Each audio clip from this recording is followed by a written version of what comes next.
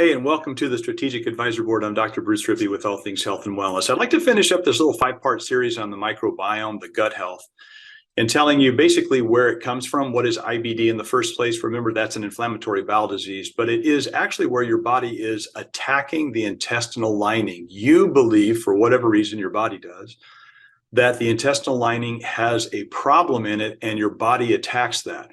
Often that has to do with what bacteria are available there, the kinds of bacteria, the ratios of bacteria, and so forth. So I always recommend a probiotic. This is a very good thing. By the way, yogurt does not help. I'm sorry, it just does not. Most yogurt doesn't do anything for us at all. Acidophilus and bifidum, I understand that they want you to believe that, but there's more sugar in it. So if you were to look at the health benefits against the risk analysis, you would basically say yogurt is at best a 1-to-1. It is not actually helpful.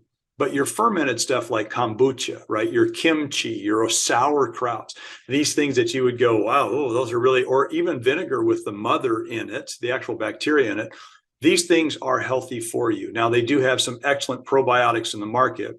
They also have some reasons why they're more important today than they ever were, because you've got things like nitrogen dioxide and O3, ozone. Basically, those are people that are in an urban environment. They're around cars. Cars give off these things, right? So you'd have to deal with that somehow.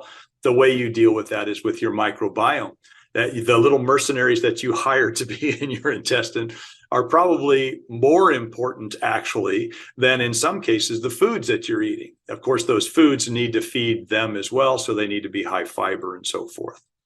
This is a very complicated puzzle, by the way, because it looks at everything IBD does, inflammatory bowel disease does. The scientists that look at this look at early life antibiotics, early life hygiene. Believe it or not, the people that grow up in the environments where they're interacting with animals, dogs in their their world, dogs lick faces of kids. There's all of this that happens, right? You know, there's a sharing of bacteria. And where we've tried to sterilize that, we've actually made a huge mistake, and we've offered the opportunity for bad germs to take over where good germs should live. Okay. So it really works better if you have animals in your life. It's better if kids are hang around other kids, get exposed to all of this stuff. We get exposed to it too, but the reason why we suffer from it a lot of times has to do directly with sleep and our own diets. I mean, there's a real problem with that as well. So if you live in an environment where it's high stress, this does change the microbiome. There's no doubt about it. If you're dealing with grief, if you're having to take things like antibiotics, if you're having to take things like antidepressants, we want to take a look at those. We want to say, hey, what can I also do for my gut biome that might be useful to me long-term? And this is a great one. Probiotics are very good. There are all kinds of them. I use the one from Isogenics. Feel free to find your own. There's very good ones out there. Thorne has one. Orthomolecular Products has one. There's a bunch of really good ones out there. Those are the top 3 that I know of, but there may even be a better one from a different country. The other one that I will say is that those fermented foods like your kombucha, yep, that was a really, really good idea. If you make your own yogurt, I'm totally wrong. You should eat that. It's fantastic. I've had people tell me, but I make my own yogurt. I'm like, oh, then I'm wrong, because you actually did it right. It's the ones that come from the store that tell you that they're good for you and they're Greek or they're this or they're that, but they're very high sugar. What about plain yogurts? Plain yogurt is actually good for you, okay? So is kimchi, so is all of those things that are fermented. Fermented foods are actually good for you. Fermented foods are fermented beverages, not so much. They normally kill the yeast and so forth. Remember, your microbiome has not just bacteria.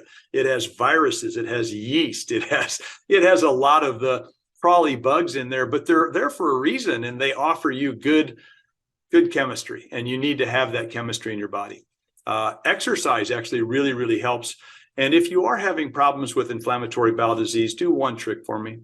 Drink 24 ounces of water the very first thing when you get up in the morning. Get up right away, walk into the bathroom, get a bottle of water, whatever it is, 24 ounces, and drink it. Take your time, but you've only got about 3 or 4 minutes before your pyloric valve closes. And you really want to have it wide open because you want to pour that in there. What that will do is it will flush whatever was there yesterday. And then if you would, have a probiotic sometime during the day after you've had your coffee, after it's moved through your system. So a couple hours after coffee and breakfast, get a probiotic in there. Eat any kind of fresh fruits and vegetables, fresh, not canned, fresh fruits and vegetables. and you will actually reset your gut biome. Fasting helps too, but it's really hard to get people to do that.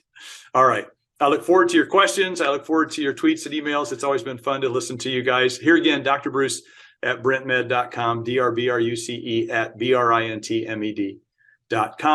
You're also welcome to get in contact with me here on YouTube and comments below. I read all of them, but I love the personal messages. I get almost 100% personal messages and direct messages because everybody believes that they're asking a question that nobody else has, and that's simply not true. So feel free to comment here if you would like. I'd love to hear what you have to say. Hey, what have you done for your microbiome? We're all really in this together. If you've got something that's working awesome for you, would you please list it here?